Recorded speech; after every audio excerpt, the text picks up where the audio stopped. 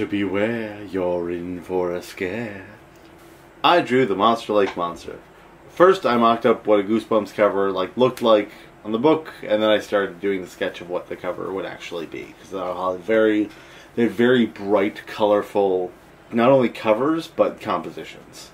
So I wanted to keep that throughout. Like, you got the lettering down, the fonts and everything.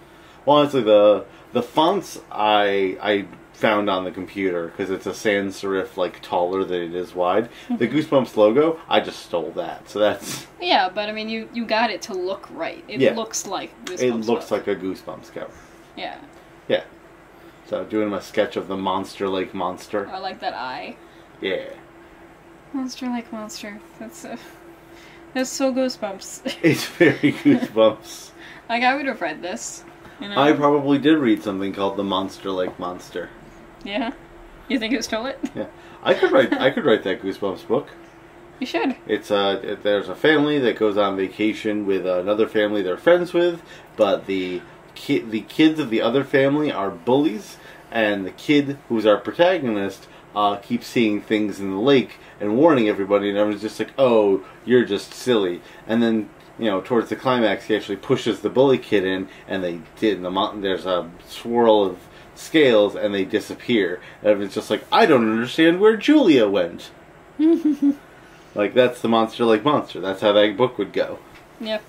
It'd be a whole lot of build-up, and then the bully would die, and then everyone would be like, they're going to keep looking for her, but I guess this ends the vacation. There's a bite taken out of the side. Yeah.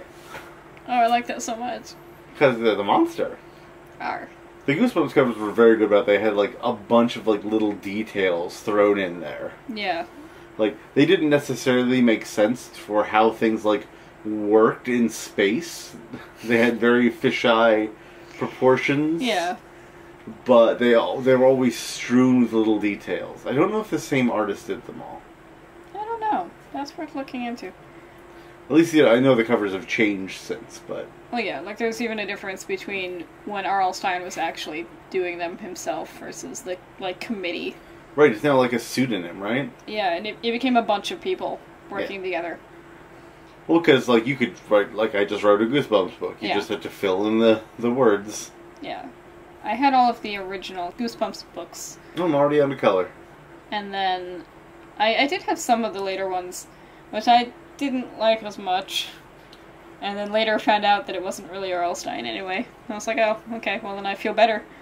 I remember the series that was on Fox Kids. Yeah. And here's the other memory I have with Goosebumps. Yeah. So, we had the Scholastic Book Fair. Yeah. Which was great. But I ended up being forbidden from buying Goosebumps books by my mother specifically. And her logic is because I read the entire book before getting home. I'd buy the book at lunch, and then before 4 o'clock, I would have read it. You liked reading too much. I liked reading. I should have read slower, or read stuff I didn't like, I guess. Is it mystery books that your dad reads like that? Spy thrillers. Yeah, your dad reads that fast. My dad reads spy thrillers 2 a day. Yeah, so you definitely inherited that, where you're really into a book and then it's just done. Yeah. I think that's good. This probably isn't going to have a point of reference for people, but R.A. Salvador wrote a 5-set of books called The Cleric Quintet. Mm-hmm. And I had insomnia one night in college, and I read the entire 5-book series from 10 p.m. to dawn. I think that's good. There are worse things to do when you're an insomniac. There are. But yeah, that was one of those things. You like these books too much, which, my entire elementary school career was plagued by me just reading the wrong kind of books, or reading books at inappropriate times. I got in trouble in 3rd grade because of a Pierce Anthony book. I read it when I was in 4th grade. I was watching movies when I was too young, because who cared? But, even books, I read Pierce Anthony, including the Pierce Anthony books that were apparently too adult for me.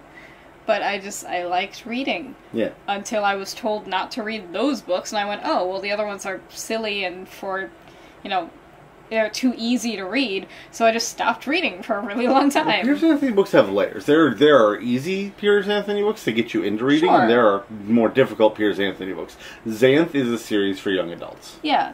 And I'd already read, like, so many of those. Yeah. But, like, Piers Anthony also has much more challenging works if you look into his thing. Right. I got in trouble because of the cover. I'm going to tell one of my famous, like, Robin book stories. Yeah. So the year after, I was on medication for my ADHD for a year. I do not remember that year. Yeah. Like, my brain just did not, like, retain memories in that year. I don't remember anything about it. I remember vaguely my teacher and what classroom I was in. Nothing else. Nothing. Fifth grade, I was off that medication. And this is like the story my parents told me. I wasn't actually there. But during a parent-teacher conference, my teacher sat them down and very somberly, like, it starts the meeting by going, Robert doesn't pay attention in class. He holds a book under his desk and he reads it while I'm teaching. And he thinks he's getting away with it, but he's not. And I have been waiting for him to get less than an A on any test so I can take him aside and say, this is why you need to pay attention in class. But he has yet to not ace a single test, and it's infuriating. It's just not challenging enough. Because a lot of school, you learn the same things. I learned about the Civil War 8 times. I remember it from last year, thanks. Can we move on to the next thing? Yeah, and sometimes you're learning little bits and pieces more because you're older. But, like everything about World War II, I was getting 2 different versions of history, depending on if it was regular public school or Hebrew school, and that got really frustrating for me. It's like, why aren't we talking about all the people who died? Yeah, I was that kid who, like, already read, like, ahead and stuff, or read other sources, so they'd be like, well, Christopher Columbus discovered America, and be like, well, actually, the Vikings were here, and how do you discover a land with people in it? I started crying once about George Washington, because they started talking about his wooden teeth, and I was like, he actually stole teeth from living people and made dentures out of them. He was he was basically a monster, actually. Just start crying. Which is true, but you can't say anything about the patron saint of America, George Washington. Especially not as a small child. We pledged allegiance to the flag, you little bitch. How dare you? Yeah, I wasn't good about that part either. Because if I'm pledging my allegiance to something, that's I didn't even serious. know what allegiance meant until I did, and later. that's why I didn't like it. Yeah. I was like, this doesn't feel right to me. I need a lawyer. As soon as I stopped standing for that shit, like... Yeah. There we are! Here's your final. I've finished the Monster Lake monster book. It's so good. Large, serpentine, ancient gator from the depths of the Monster Lake. And I like that you pushed it back with the darker. Yeah, it's got the Goosebumps book. It's very much like the color palette matters. It's very bright but dark. So, yeah, I think if someone told me I read that book, I'd believe them. Yeah. Say cheese in Horrorland. Yeah. So you did a full cover. I did, like, fan art, I guess, of 2 of my favorite Goosebumps books. Which 2? At the same time. The book isn't actually called Horrorland. It's like One Day at Horrorland. I don't even remember anymore. One Day Welcome at Horrorland? to Horrorland? Maybe? Welcome. The Horrorland got a bunch of books, though. They did, and that's why it's confusing, because it's the one book that was my favorite, and then there was a different little series that was called Horrorland. And also Say Cheese and Die, which there were also 2 books of. But that one was just like a normal sequel to the first one. And Say Cheese and Die, I loved so much. And I loved the covers of Say Cheese and Die. Because it was always a happy, like, family. The skeleton family. Yeah, doing normal family stuff, like a barbecue. Do you remember one with the skeleton dog? The little skeleton poodle skeleton? Getting, like, fed under the table and stuff. Yeah. No, I love those. Goosebumps. I was totally enamored. And so, I didn't want to do exactly that kind of cover. I just wanted, general... What about just 2 skeletons on a date? Pay homage. Yeah. To the iconography. I show too many teeth at once when I draw skulls. I count the teeth. It's always the right, like, average number of human teeth. But you don't see all your teeth all at once when you're looking at a skull. Some of them are, like, farther behind. Like, this man, he can't chew. His mouth is just entirely flat. That poor guy. You did do the thing with the Say Cheese and Dies book, where there was a complete skeleton, but they still had, like, hair. Hair, yeah. And, I gave her a mole, too. Which implies that she, like, drew it on... Maybe it's a dot of mold. Maybe. On the skull. I really like this That's a jack-o'-lantern. really nice pumpkin. Thank you. I like it so much. I had so much fun with the horns. I had so much fun with everything, except I didn't want to draw the neck and collarbone and all that area, so I thought I'd cover it with a scarf. And then I didn't like the way the scarf looked. So I had to get rid of it.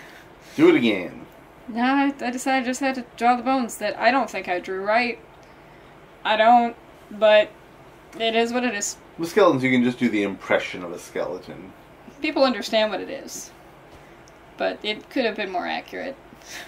I could research this more. And what was the horror phrasing that we're all just skeleton cocoons? something like that. Oh, but they've got cotton candy. Yeah. Which will not dissolve in their mouths. Yeah. Because they don't have saliva. That's true. That's true. And my concept here was like a doom buggy rather. Which what it's called in like the Haunted Mansion. But instead of like a track on an indoor thing, it was going to be like a tour, like a tram, like a trolley. So it's just going around the cemetery and looking at all the lights and sounds and That's a neat such brush you're around you. working with. Thank you, I'm playing with it. You may have noticed that it switched from Photoshop to Clip Studio Paint at one point. I did the sketch in Photoshop, and then I got Clip Studio Paint and decided to just try it. So this is my first ever anything with Clip Studio. And so yeah, you see me try a bunch of different things as I'm trying to learn the tools and figure out what's similar to Photoshop and what's different. And a lot of that is trying new brushes. Because it's really easy to find the kind of brush I'm looking for in Clip Studio Paint. This is now an ad for Clip Studio Paint. You can send the check to... We are not sponsored.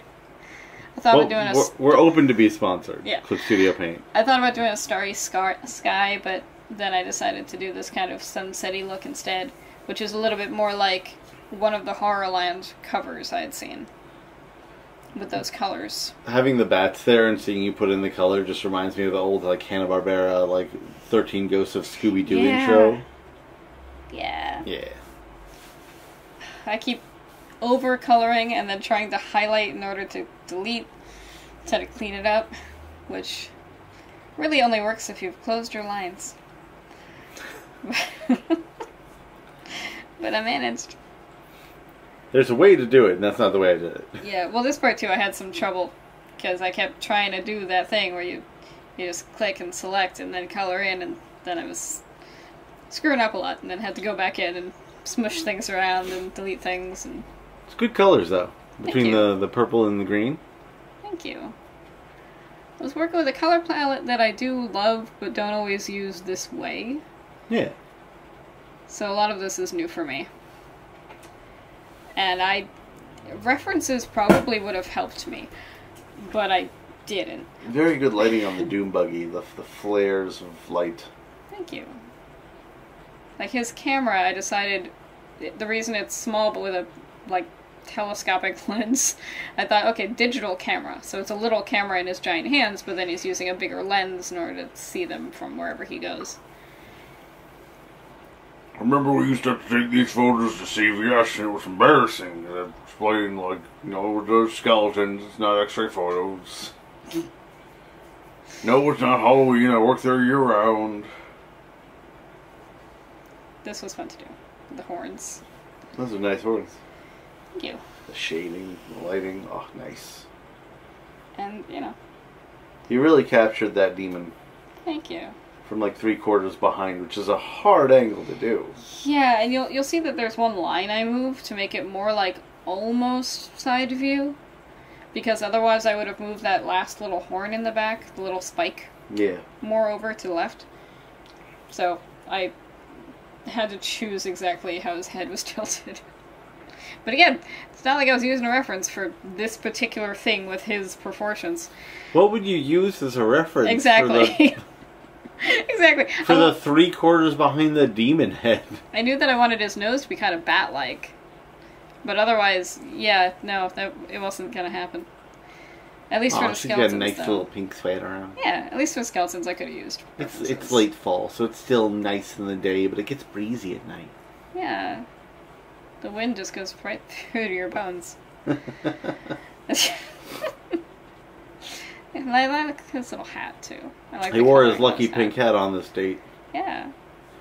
I'm very pleased with this hat. It's in the third particular. date. If it goes well, they'll bone. Oh no. Oh, I knew. It I was lulled you happening. into a false sense of security with skeleton date puns. I like the way I colored Ooh, their yeah, boats. that's really good. Because I wanted it soft shaded, but still contrasty enough. Yeah. I think I managed to. Not having the stark white, just, yeah, definitely Yeah. helps. Because normally I think I would have started with the white and then shaded, and I realized that wasn't the... Natural isn't the right word. Oh, that's very nice. But yeah, this is the finished piece. I'm pleased with it. My say cheese in Heartland. Goosebumps is, very... That and the Scary Stories to Tell in the Dark were, like, points of my, like, yes, I'm a weird kid. Exactly. Like, so... Rock yeah. on. Rock on. Read a book.